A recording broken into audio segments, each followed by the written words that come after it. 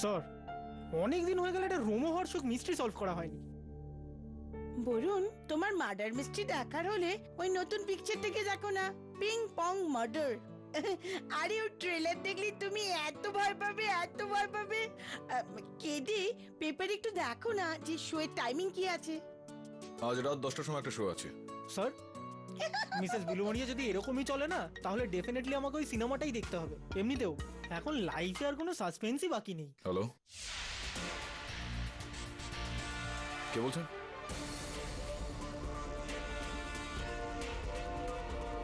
I C, আমি আসছি আপনার ওখানে। বলুন, মনে হচ্ছে তোর মনস্কামনা পূরণ হয়ে গেল।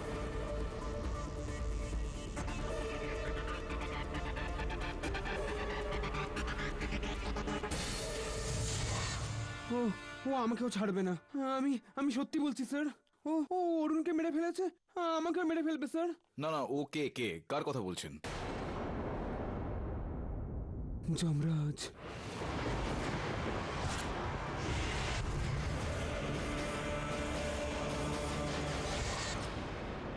এই যে তুমি বারবার যমরাজের কথা বলে আসছো, তুমি কি দেখেছো ওনাকে, অরুণকে মারার সময় এই যমরাজকে? হ্যাঁ স্যার, সবকিছু এত তাড়াতাড়ি হলো যে কিছু বুঝতেই পারলাম না। ও সেই সময় কুয়াশা থেকে বেরিয়েছিল স্যার।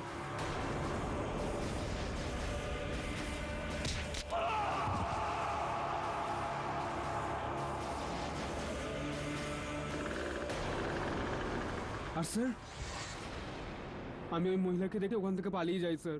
আচ্ছা, তো এই অরুণ কেন কেন মারতে চাইছিল তোমাকে? জানি না স্যার। দেখুন স্যার, না তো আমি অরুণকে চিনি, না তো আমি ওর সঙ্গে আগে কোনোদিন দেখা করেছি।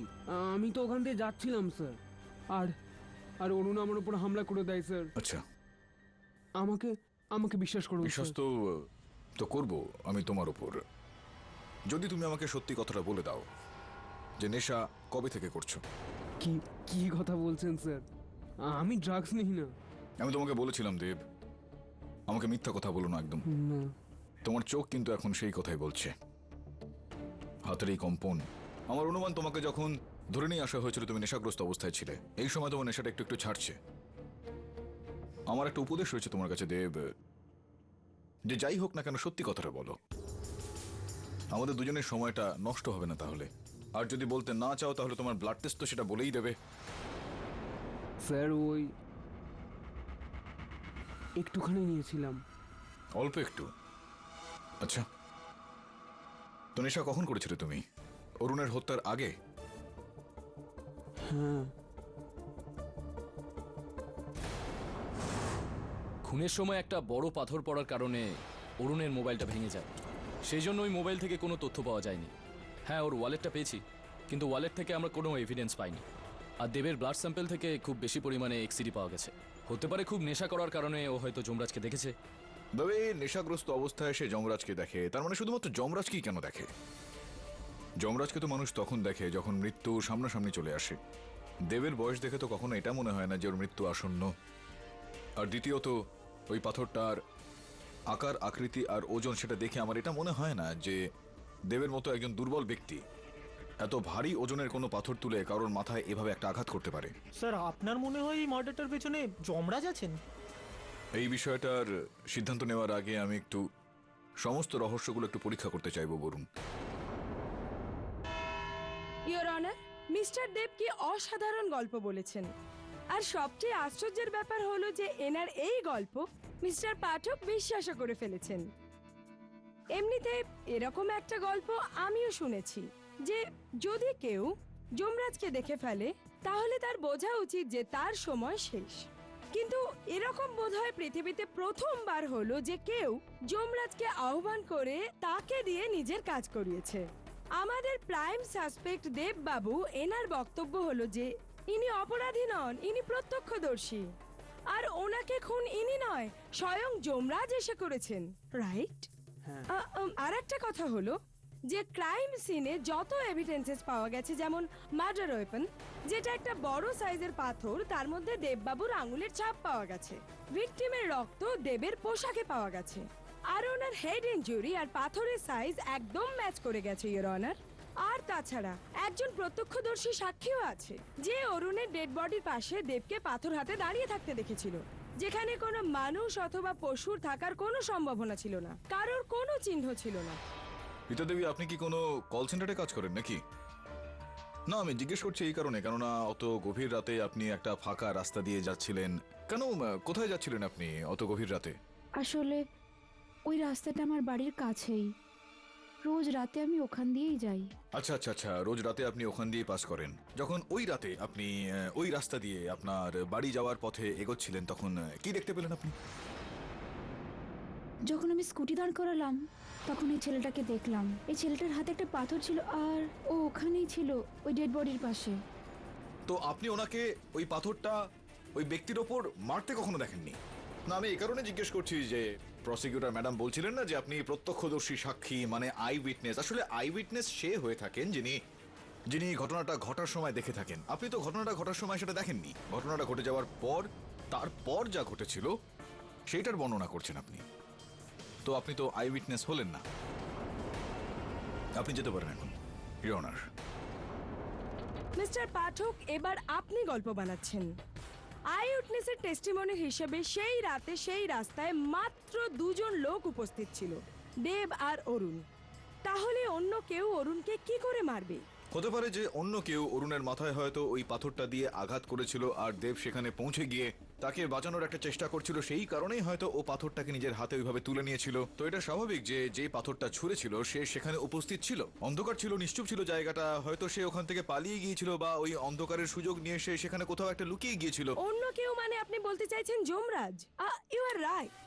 যমরাজ তার মোষের পিঠে চেপে কুয়াশার মধ্যে অবশ্যই লুকিয়ে পড়তে পারেন, আর কেউ তাকে নাও দেখতে পারে, right?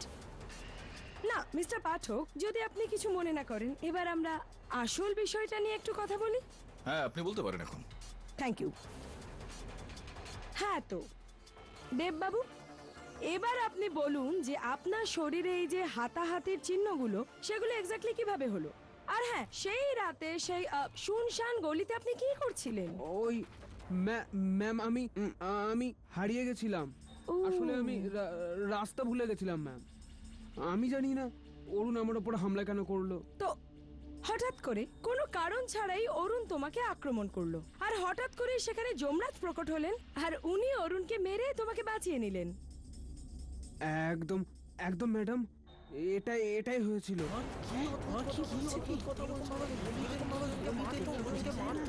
Order order, silence please. বেচারা অরুণ, ও তো জানতোই না যে তোমার বডিগার্ড স্বয়ং যমরাজ, না হলে তো তোমার সাথে লাগতোই না, তাই না? হ্যাঁ নিশ্চয়। হ্যাঁ হ্যাঁ হ্যাঁ। হ্যাঁ, ইওর অনার,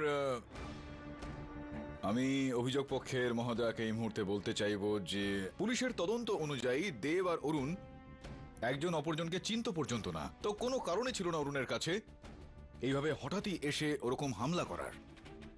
এটা এরকম একটা প্রশ্ন যার উত্তরটা এখনো পর্যন্ত পাওয়া যায়নি, ইওর অনার। ডিফেন্স অরুণের ওপর একটু খোঁজ খবর নেওয়ার জন্য আদালতের কাছে সময়ের আবেদন করছে। Permission granted. বরুণ, দেবের অতীত সম্বন্ধে একটু জানতে হবে। আমি জানতে চাই যে এত রাতে ও ওই গলিতে ঠিক কি করছিল। ওর বাড়িও কিন্তু সেখান থেকে বেশ অনেকটাই দূর। আদালত কিন্তু আমাদেরকে বেশ কিছু সময় দিয়েছে। পরবর্তী শুনানিতে এই প্রশ্নটা অবশ্যই উঠবে। উত্তরটা খুঁজে নিয়ে আয়। হ্যাঁ স্যার। স্যার, আরেকটা ব্যাপার, অরুণের পোস্টমর্টেম রিপোর্টে ওনার চেস্টে যে উন্মার্কটা পাওয়া গেছে ওটা 2-3 দিনের পুরনো। অরুণেরও অতীত সম্বন্ধে বেশ কিছু খবর নেই। কার সঙ্গে শত্রুতা ছিল ওর, হতে পারে কারোর থেকে বদলা নেওয়ার জন্য। খোঁজ নিয়ে দেখ। Yes sir. বরুণ বরুণ বরুণ, যাওয়ার আগে না এই ব্রেসলেটটা পরে যাও। এটা যদি পরো না তাহলে ডেট থেকে বাঁচবে তুমি। মিসেস বিলমোরিয়া, আপনি একদম চিন্তা করবেন না, আমি মোষটা দেখেই পালিয়ে যাব। Okay, bye. মোষ?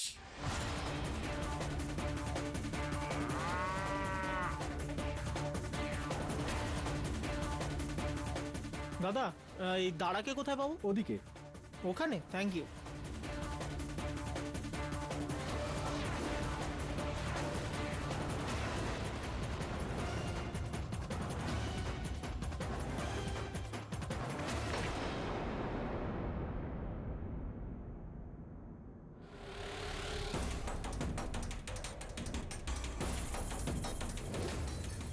এই লোকটাকে পালোয়ান মনে হচ্ছে, আর এর কাছে মোষও আছে।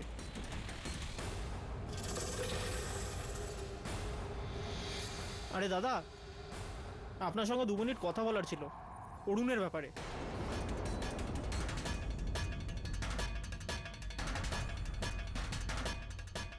অরুণের ব্যাপারে শুনে আমার খুব খারাপ লেগেছে, বেচারা। আচ্ছা, কি কথা বলতে চান আপনি?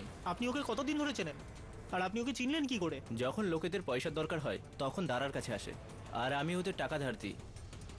আর ওরও প্রায় 3 লাখ টাকার দরকার ছিল, আমি ওকে ধার দিয়েছিলাম, কিন্তু এখনো পর্যন্ত আমার টাকা ফেরত দেয়নি। সেই জন্য আপনি ওর সঙ্গে ঝামেলা করেছিলেন? দেখুন, অরুণের প্রতিবেশী আমাকে জানিয়েছেন যে উনি আপনাকে অরুণের সঙ্গে হাতাহাতি করতে দেখেছেন।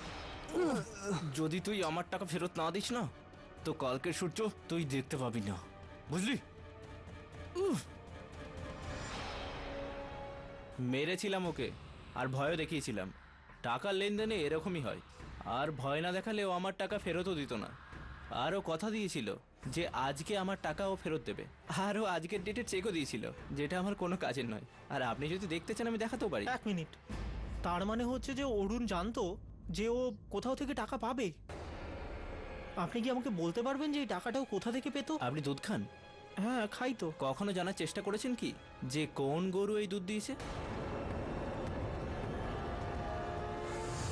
মোবাইল কোম্পানির ফোন রেকর্ডের হিসাব অনুযায়ী অরুণ মারা যাওয়ার আগে তোমাকে ফোন করেছিল। তুমি বলতে পারো যে তোমাদের মধ্যে কি কথা হয়? হ্যাঁ, ওর ফোন এসেছিল। অ্যাকচুয়ালি ও এটা বলার জন্য ফোন করেছিল যে ও জিমে আসবে না, ও জিমের রেগুলার মেম্বার ছিল। তো তুমি ছিলে ওর পার্সোনাল ট্রেনার? না, কিন্তু আমরা একে অপরকে চিনতাম। শুধু জানতে? হ্যাঁ। ও খুন হওয়ার 2 দিন আগে অরুণ তোমাকে 10 বার ফোন কেন করেছিল? এমন কি কথা ছিল?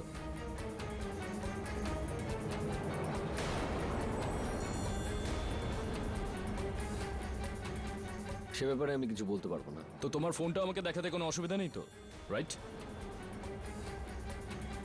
Phone please. Yeah, why not?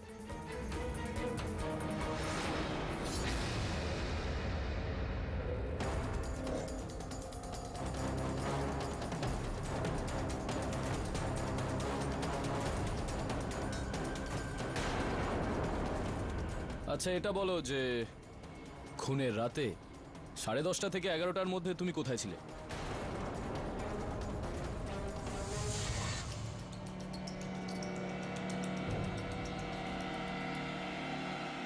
হঠাৎ করে কোনো কারণ ছাড়াই অরুণ তোমাকে আক্রমণ করলো, আর হঠাৎ করে সেখানে যমরাজ প্রকট হলেন, আর উনি অরুণকে মেরে তোমাকে বাঁচিয়ে নিলেন।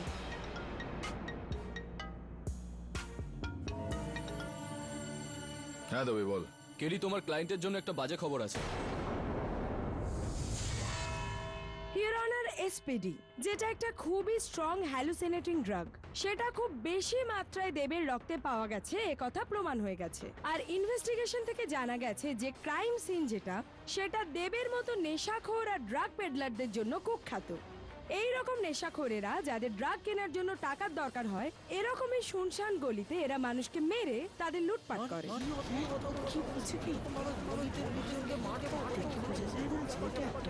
আপনার কি কিছু মনে পড়ছে মিস্টার দেব? না না না না, এক মিনিট। আপনি ওকে কিছু মনে করান, তার আগে আমি আপনাকে কিছু মনে করিয়ে দিতে চাইছি যে এই বিষয়টা আদালতে প্রমাণ করে দেখাতে হবে। আপনি কি এটা প্রমাণ করতে পারবেন যে দেব ওখানে কাউকে লুটতে বা টাকা চুরি করতে সেখানে গিয়েছিল? যদি না হয়ে থাকে তো আদালতকে তো এইটা মেনে নিতে হবে এখানে, ইওর অনার, যে কাকতালীয়ভাবেই দেব ওখানে পৌঁছে গিয়েছিল। ইওর অনার, মিস্টার পাঠকের মতো গল্প বানানোর অভ্যাস তো আমার নেই। যেটা সত্যি আমি সেটাই বলছি। আমার মনে হয় আমার চেয়ে বেটার জয় সত্যিটা আমাদের বলতে পারবে। তাই আমি কোর্টের কাছে আবেদন করছি জয়কে উইটনেস স্ট্যান্ডে আসার অনুমতি দেওয়া হোক। অনুমতি দিলাম। জয়, প্লিজ আদালতকে বলুন আপনার সাথে গত সপ্তাহে কি হয়েছিল। আগে এই ছেলেটা আমাকে ওখানেও ছিনতাই করেছিল, আর আমার সমস্ত টাকা নিয়ে পালিয়েছিল। এ কি আপনার সাথে মারপিট করেছিল, আপনাকে মারার হুমকি দিয়েছিল? আগে হ্যাঁ, এর হাতে একটা ছুরিও ছিল। ওই ছুরিটাই আমার গলায় ঠেকিয়ে আমার সমস্ত টাকা নিয়ে নেয়।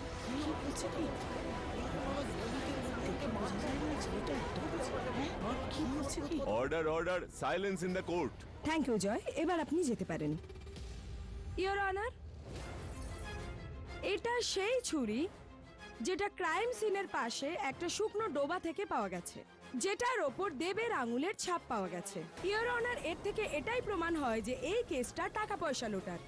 আমার মনে হয় যে দেব অরুণকে আক্রমণ করে আর অরুণ সেলফ ডিফেন্সের জন্য দেবের সাথে হয়তো মারপিট করে থাকবে, যার কারণে এই ছুরিটা ডোবায় পড়ে গিয়ে থাকবে। আর তারপর দেব ওই পাথরটা তুলে অরুণের মাথায় মেরে থাকবে আর ওকে হত্যা করে থাকবে। মিস দীক্ষিত,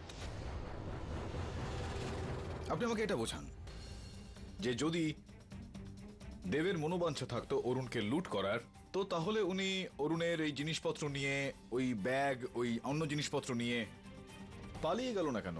ওখানে কেন দাঁড়িয়ে রইলো? এটা খুবই সিম্পল মিস্টার পাঠক। নিতাকে ওখানে দেখে দেব ঘাবড়ে যায় আর ওখান থেকে পালিয়ে যায়। না না, আমি সত্যি বলছি স্যার, যমরাজ মেরেছে ওকে। ইওর অনার, পোস্টমর্টেম রিপোর্ট অনুযায়ী এই ভারী ওজনের পাথরটা খুবই জোরে মারা হয়েছিল অরুণের মাথার উপর।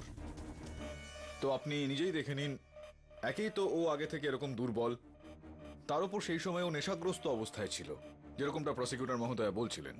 ওর পক্ষে এই পাথরটা তোলাই কোনোভাবে সম্ভব ছিল না, তাহলে তো এই এত জোরে কিভাবে ও কারণ মাথায় এটা দিয়ে আঘাত করবে? কিন্তু মিস্টার পাঠক, ভাবার বিষয় হলো এটাও যে ওই গলিতে ওই সময় এরা দুজন ছাড়া আর কেউ উপস্থিত ছিলই না। না না, এইটা আপনি এতটা বিশ্বাসের সঙ্গে কি করে বলতে পারছেন? আপনি কি ছিলেন না? কেউ ছিলেন আপনি? না না, আপনি ছিলেন না। ইওর এই গোটা বিষয়টা একেবারেই স্পষ্ট হয়ে যাবে যদি আপনি অনুমতি দেন আমাকে যে এই বিশাল তাকে কাঠগড়ায় ডাকার জন্য। এই বিশাল অরুণের বন্ধুও ছিল আর ওর জিমের ট্রেনারও ছিল। অনুমতি দিলাম। বিশাল বাবু, অরুণ দারাবাবুর কাছ থেকে টাকা নিয়েছিল ধার বাবদ। উনি দারাজিকে একটা পোস্ট ডেটেড চেক দিয়েছিলেন আর তার সঙ্গে এই আশ্বাসটাও দিয়েছিলেন যে তিনি টাকাটা জোগাড় করে ফেলবেন। আর তারপর সেই কথা অনুযায়ী তার জন্য ওই টাকাটা আপনি জমা করেছিলেন আর আপনি ওকে SMS করেছিলেন যে টাকাটা জোগাড় হয়ে গিয়েছে, কখন আর কোথায় নিয়ে আসতে হবে। আগে হ্যাঁ, আপনি ইন্সপেক্টর দাবেকে আপনার বক্তব্যে বলেছিলেন যে অরুণ শুধুমাত্র আপনার কি বলে ওটাকে জিম ট্রেনার, জিমের কারণেই পরিচয় হয়েছিল, এরকমই কিছু ছিল, ঘনিষ্ঠ বন্ধুত্ব ছিল না আপনাদের দুজনের মধ্যে। তো যখন ঘনিষ্ঠ বন্ধুত্ব ছিলই না আপনাদের মধ্যে, তাহলে ওর ধার আপনি শোধ করে দিচ্ছিলেন কেন? এটার পেছনে ঠিক কি কারণ ছিল? আসলে অরুণের অবস্থা খুব খারাপ চলছিল, সেটা আমার ভালো লাগছিল না, তো আমি ভাবলাম যে অরুণের সাহায্য করা উচিত। দয়া পরবশই আপনার মনে এই চিন্তা ভাবনাটা আসে যে আপনি কোনো গরিবকে সাহায্য করছেন হয়তো। কেডি বাবু, কারো সাহায্য করা তো কোনো অপরাধ নয়।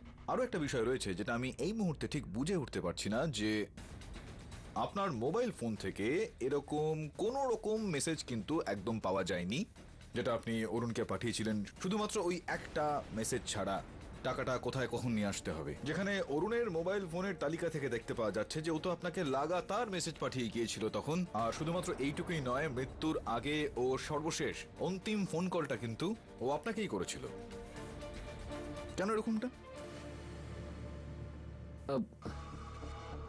আসলে অরুণের হত্যার পর আমি ভয় পেয়ে গেছিলাম। আমি ভেবেছিলাম যে এগুলোর মধ্যে আমি না ফেসে যাই, এজন্য আমি মেসেজগুলো ডিলিট করে দিই। সমস্ত মেসেজ আপনি ডিলিট করে দিয়েছিলেন, শুধুমাত্র ওই একটা মেসেজ আপনি ডিলিট করতে ভুলে গিয়েছিলেন, যেই কারণে আমরা এটা জানতে পারলাম যে আপনি ওকে বলেছিলেন যে কখন কোথায় আসতে হবে বলো। তো এই সম্ভাবনাটা তো রয়েছে যে অরুণ আপনাকে সেই শুনশান গলিতেই সেদিন ডেকেছিল টাকাটা নেওয়ার জন্য। আপনি জিম থেকে যখন বেরিয়েছিলেন আপনি নিজেই সই করেছিলেন এক্সিট রেজিস্টারে। সময়টা ছিল রাত 10:15। আর এই ঘটনাস্থল যেটা ছিল সেটা আপনার জিম থেকে 10 মিনিটের দূরত্বে, তার মানে আপনি 10 মিনিটে সেই জায়গাটা চলে গিয়েছিলেন। পোস্টমর্টেম রিপোর্ট অনুযায়ী ওই মৃত্যুর সময়টা 10:30 থেকে 11টার মধ্যে। তো এটা সম্ভাবনা রয়েছে যে আপনি সেখানে গিয়েছিলেন, তাকে মেরেছিলেন, আর আপনাকে দেখে আর আপনার শরীর স্বাস্থ্য দেখে এরকমটা মনে হয় যে আপনি এই পাথরটাকে তুলতে পারেন এবং এটাকে তুলে জোরে কারোর উপর আঘাত করতে পারেন। হতে পারে যে আপনি অরুণের মাথায় এটা দিয়ে আঘাত করেছিলেন, তাকে হত্যা করেছিলেন আপনি, হতে পারে। এগুলো কি বলছেন স্যার আপনি? এটা সত্যি নয়। তো আপনি সেখানে ছিলেন না ওই গলিতে অরুণের সঙ্গে? তো কোথায় ছিলেন আপনি? ওই রাতে আমি একজন ডিলারের কাছে ছিলাম। না, কোন ডিলার? কোন ডিলারের কাছে? অরুণ আমাকে ব্ল্যাকমেল করছিল।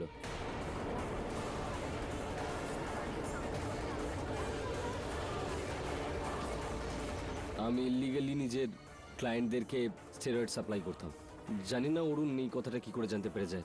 অরুণ আমাকে 2 দিন আগে 3 লাখ টাকা জমা করতে বলে আর হুমকি দেয় যে যদি আমি ওকে এই টাকাটা না দিই তাহলে এই কথাটা ম্যানেজমেন্টের সামনে রাখবে। সেজন্য ওই রাতে টাকা জোগাড় করবার জন্য আমি আমার ডিলারের কাছে গেছিলাম। প্ল্যান ছিল যে টাকা পাওয়ার পর আমি ওই সব টাকা অরুণকে দিয়ে দেবো। রিওনার এই বিশালবাবু স্বয়ং এই আদালতে ইতিমধ্যেই বলে দিয়েছেন যে অরুণ তাকে ব্ল্যাকমেল করছিল।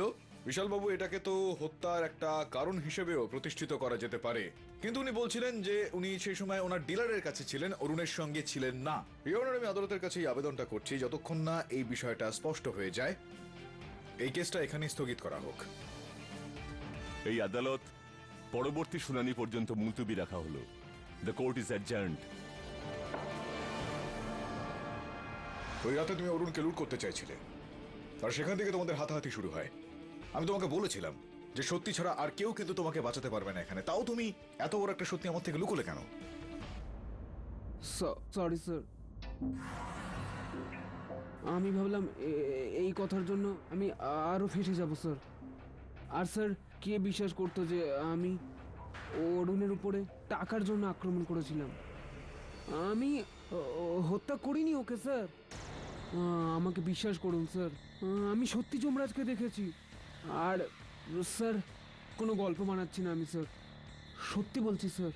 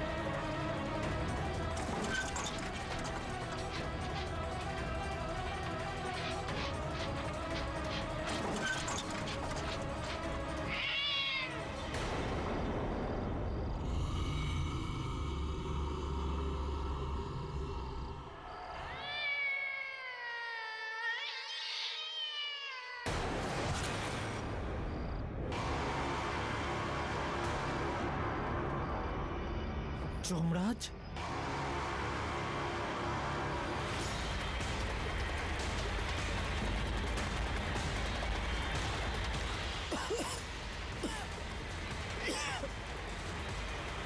যমরাজ কোথায় চলে গেল?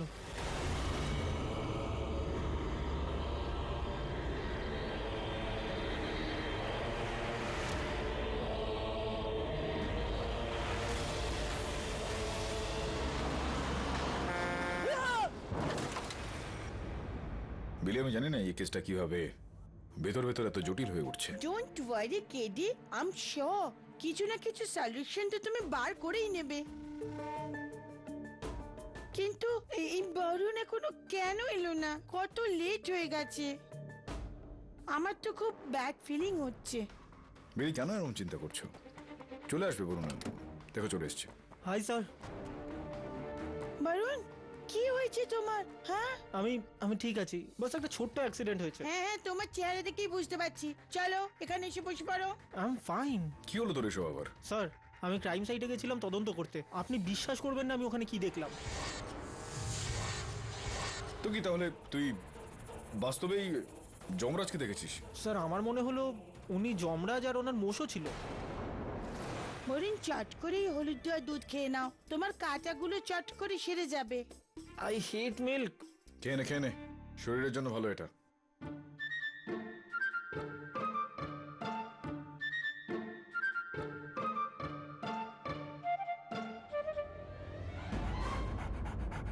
Bruno, Bruno, Bruno, come here. Bruno. Hey. Bruno?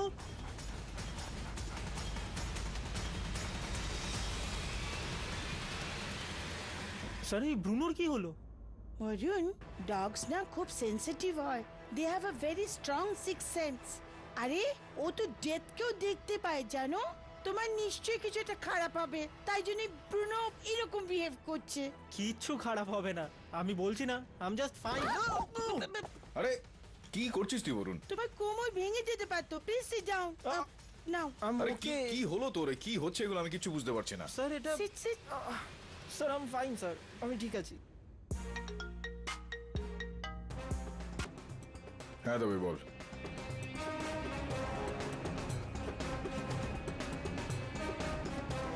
তবে এইমাত্র কনফার্ম করলো বরুণ যে বিশাল সত্যি কথাই বলছে। সেই দিন রাতে ওর ওই ডিলারের সঙ্গে ছিল। ওই ডিলারকে তো গ্রেফতার করে নিয়েছে দাবেরা। এখন পর কি করবে? ইউ টু বয়েজ, তোমরা বিশ্বাস করো বা না করো, আমি কিন্তু এই কথাগুলো বিশ্বাস করি। আজ এখন আমি আর কোনো কথা শুনবো না। আজ নয়, এক্ষুনি এটা তোমার হাতে বেঁধে দিতে চাই। ম্যাম, আপনি এই সমস্ত কুসংস্কারে কি করে বিশ্বাস করেন? এটা বিশ্বাসের ব্যাপার। আরে সাবিত্রী বিশ্বাস করেছিল বলেই যমরাজ সাবিত্রীকে তার স্বামীর প্রাণ ফিরিয়ে দিয়েছিল। আমি সত্যি বলছি স্যার, যমরাজই মেরেছে ওকে। স্যার আমার মনে হলো উনি যমরাজ আর ওনার মোষও ছিল। যমরাজ সাবিত্রীকে তার স্বামীর প্রাণ ফিরিয়ে দিয়েছিল।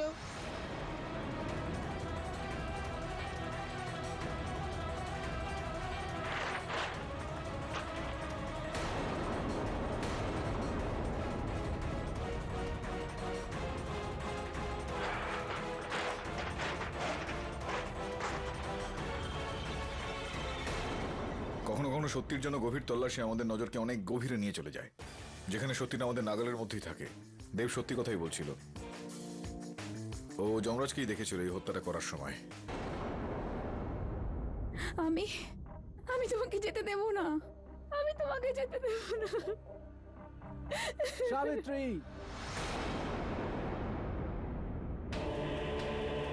আমি এই ছেলেটাকে দেখি। এই ছেলেটার হাতে একটা পাথর ছিল আর ও ওখানেই ছিল, ওই ডেড বডির পাশে।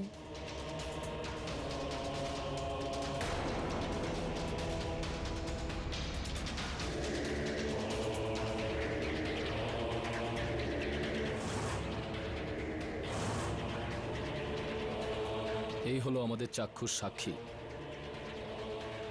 আর তোমার যমরাজ। কালের সময় এসে গেছে। তোমার স্বামীকে নিজের জীবন ত্যাগ করতে হবে। না যমরাজ, আমি এরকম কখনোই হতে দেব না, কখনোই না।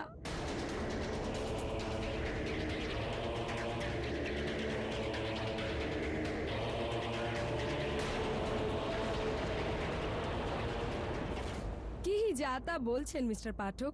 এনার বক্তব্য অনুযায়ী যদি কেউ নাটকে যমরাজের রোল করে তাহলে সে হত্যাকারী হয়ে যাবে।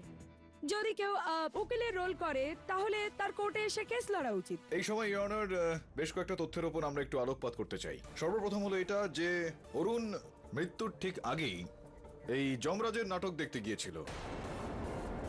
থিয়েটারের থেকে পাওয়া সিসিটিভি ফুটেজ থেকে এই বিষয়টার প্রমাণ পাওয়া যাচ্ছে যে ওকে থিয়েটারের ভেতরে যেতেও দেখা গিয়েছে, আর সেখান থেকে শোয়ের ঠিক পরে তাকে বাইরে বেরিয়ে আসতেও দেখা যায়।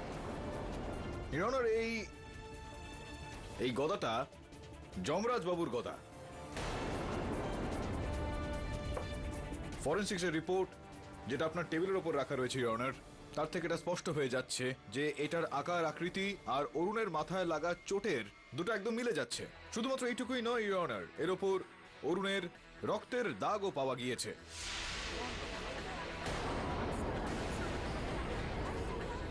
আর ওনার স্বামী সুনীলের আঙুলের ছাপ, তার থেকে এটা স্পষ্ট যে আপনার স্বামী যমরাজের রোল করেন।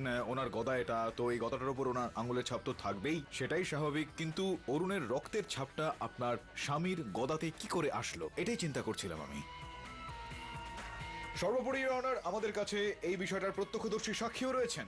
আমার মক্কেল দেব, যে এই কেসের শুরু থেকেই চেঁচিয়ে চেঁচিয়ে এটা বলে আসছে যে ও স্বয়ং যমরাজকে হত্যাটা করতে দেখেছে। আর এই যমরাজ অর্থাৎ সুনীল, যার এই গদাটা। কি বলছো কি? দেখে বোঝা যায় না ছেলেটা এত ফাঁসি। হ্যাঁ কি বলছে কি? Order order silence please. এখন এরপর কোনো প্রমাণ চাই আপনার? না, আপনি শুধু কারণটা বলে দিন মিস্টার পাঠক। হ্যাঁ, কারণটা তো বলতেই হবে। প্রসিকিউটর মহোদয়া জানতে চাইছেন তো তো অরুণবাবুর ওই যে দূরভাষ যন্ত্রের একটা তালিকা রয়েছে, তার থেকে এটা জানতে পারা যাচ্ছে যে উনি আপনার সঙ্গে পরিচিত ছিলেন। আপনার স্বামী সুনীল ছিলেন। আপনাকে একবার নয় অনেকবার উনি ফোন করেছিলেন। শেষবারও উনি আপনাকে ফোন করেছিল, 10 মিনিট ধরে আপনাদের মধ্যে কথাবার্তা হয়েছিল। কেন করতেন উনি ফোন আপনাকে? এই বিষয়টা আমরা অরুণের দূরভাষ যন্ত্রের তালিকা থেকে জানতে পারবো। প্রথমে এটা একদমই জানতে পারা যায়নি, কেননা অরুণ ওনার পুরনো নাম্বারটাতে ফোন করেছিলেন। উনিও আসলে এই কথাটা আমাদের সবার কাছ থেকে, পুলিশের কাছ থেকে লুকিয়ে রেখেছিলেন। কথা লুকিয়ে রাখা দুটোই কারণ হয় অনার, হয় লজ্জা আর না হলে অপরাধ।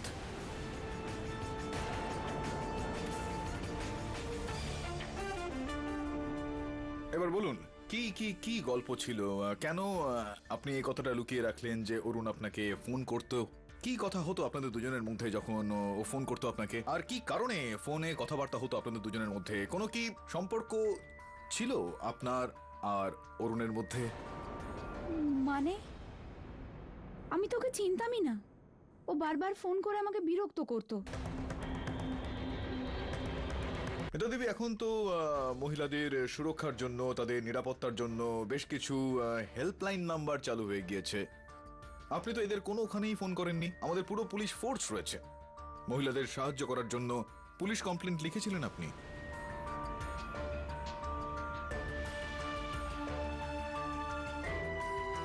ধরুন আপনি হেল্পলাইনে ফোন করেননি, আপনি পুলিশকে এই বিষয়ে জানাননি। আপনার স্বামীকে তো এটা বলা উচিত ছিল। আপনার স্বামীকে আপনি এটা বলেছিলেন। হয়তো যদি আপনি আপনার স্বামীকে বলতেন, ও হয়তো কনফ্রন্ট করতেন অরুণকে, তাকে বকতেন, মারতেন, ভয় দেখাতেন বা কোনো হুমকি দিতেন। করেননি আপনি এরকমটা? আমি চাইতাম না যে কোনো কথা থেকে কোনো ঝামেলা হয়। আপনি এই বিষয়টা নিয়ে জলঘোলা করতে চাইছিলেন না, তাই আপনি এই কথাটা আপনার স্বামী সুনীলকেও বলেননি। আপনি এই কথাটা কাউকে বলেননি। আপনি চুপচাপ এটা সহ্য করে গিয়েছিলেন।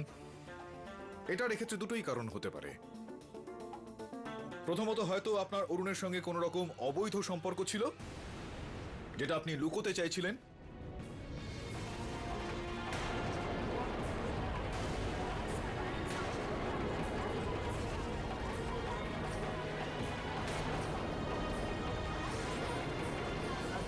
Order order silence please. আপনি একদম চিন্তা করবেন না, কারণ আমি জানি যে এরকমটা নয়। যদি এরকমটা হতো তো আপনার কথাবার্তা একটু লম্বা হতো। ছোট ছোট এই 1-2 মিনিটের মধ্যে আপনি ফোনটা রেখে দিতেন না, যার এই মানে দাঁড়ায় যে কোনো বিশেষ কারণে অরুণ আপনাকে ফোন করতেন। আর আমরা সবাই জানি যে অরুণ একজন ব্ল্যাকমেলার। কোথাও এরকমটা নয়তো নিতা দেবী যে ও আপনাকেও ব্ল্যাকমেল করছিল? এরকম কিছুই না। দেখুন, আমি জানি যে আপনার পক্ষে এই সত্যটা এই আদালতে বলা এখন খুবই কঠিন, কিন্তু ইন্সপেক্টর দাবে যখন অরুণের ঘরে গিয়ে একটু তল্লাশি চালিয়েছিলেন, তো সেখান থেকে কিছু স্টিল ফটোগ্রাফি পাওয়া গিয়েছে আপনার আর অরুণের।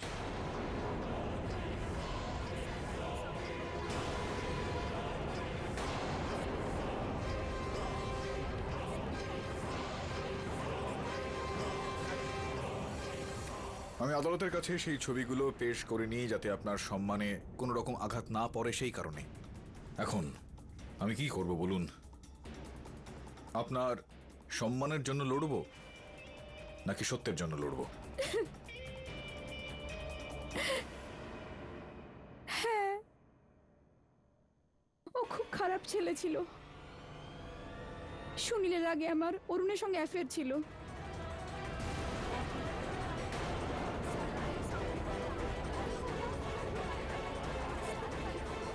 Order order. ওর কাছে আমাদের কিছু পার্সোনাল ফুটেজ ছিল, আর ওগুলোকে নিয়েই ও খালি আমাকে ব্ল্যাকমেল করছিল। আমি ওকে অনেক বুঝিয়েছিলাম, অনেক ইগনোরও করেছি, কিন্তু ও মানছিলই না। আমি বিরক্ত হয়ে উঠেছিলাম এই সবে। তখন আমি আমার স্বামীকে সব বলে দিলাম। তখন আমার স্বামী আমাকে ক্ষমা করে দেয় আর এই কাজে আমাকে সাহায্য করে।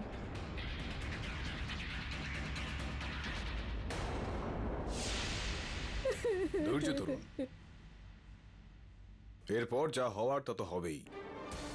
অনার, যা খবর পাওয়া গিয়েছে সেটা অনুযায়ী ওই থিয়েটারের পিছনে একটা দরজা রয়েছে, যেটা সোজা ওই গলিতে গিয়ে পৌঁছয় যেখানে অরুণকে হত্যা করা হয়। আর সেখান থেকে প্রাপ্ত সিসিটিভি ফুটেজে নীতা দেবীর স্বামী সুনীল তাকে পিছনের দরজা দিয়ে ঢুকতে এবং বেরোতে দেখতে পাওয়া যাচ্ছে। বিচিত্র বিষয় হলো এখানে কখনো কখনো যেটা আমাদের ভাবনা চিন্তায় আসে সেটার বিপরীত কিছু একটা ঘটে যায়। সেই রাতে নাটকটা শেষ হয়ে যাওয়ার পরেও কিন্তু আপনি যমরাজের ওই পোশাকটা ছাড়েননি, এইটা ভেবে যে আপনি যখন ওই গলিতে যাবেন তখন মানুষজন আপনাকে চিনতে ভুল করবে আর আপনি তাদেরকে চমকে দেবেন।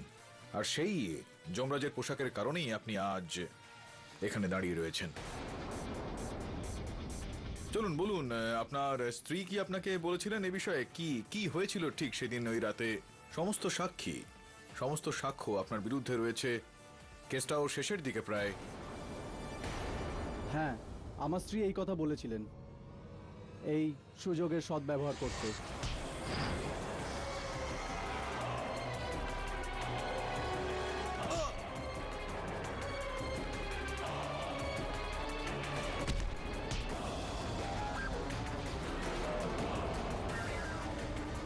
কাজ হয়েছে?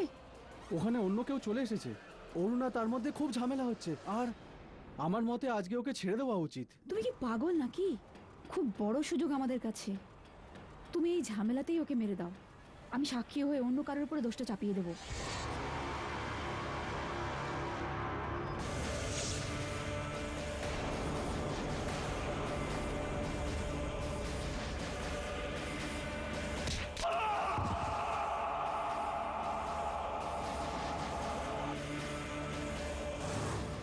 যখন আমি জানতে পারলাম যে যমরাজের জন্যই এই কেসটার লক্ষ্যটা ঘুরে যাচ্ছে, তখন আমি পরের রাতেও যমরাজের ভ্রম বজায় রাখার জন্য যাই। আর সেই রাতে আপনার সহকারী বরুণ আমাকে ওখানে দেখে নেয়। দুঃখের বিষয় এটা সুনীল বাবু, যমরাজ তো ভগবান, মৃত্যু দেওয়া তো ওনার একটা কাজ। দুঃখের বিষয় হলো যে আজকাল মানুষও যমরাজ বা ভগবান হওয়ার জন্য উতলা হয়ে উঠেছে, মানুষকেই হত্যা করে। The defence রেস্টস your honour. সমস্ত সাক্ষ্য এবং প্রমাণ বিবেচনা করে এই আদালত অরুণকে হত্যার অপরাধে সুনীল আর নীতাকে দোষী সাব্যস্ত করে দ্রুত গ্রেফতার করার আদেশ দিচ্ছে। আর মিস্টার দেবকে এই কেস থেকে সসম্মানে মুক্তি দিচ্ছে। The case is closed. Sir, একটা ব্যাপার বুঝতে পারিনি, ব্রুনো এরকম অদ্ভুত ব্যবহার কেন করছিল, যেন আমাকে ভয় পাচ্ছে। তুই তোর যখন চোট লেগেছিল তুই ওখানে কি মলম লাগিয়েছিলি? স্যার, রাবিং অ্যালকোহল আর অয়েন্টমেন্ট। Rubbing alcohol? সেই কারণেই তো ডগেদের এই রাবিং অ্যালকোহলের গন্ধটা একদমই স্যুট করে না, সেই কারণেও পালিয়ে গিয়েছিল। ও, আমি বলেছিলাম না তোকে বলুন, সত্যিটা কখনো কখনো আমাদের নাগালের মধ্যেই থাকে, আমরাই সেটা দেখতে পাই না।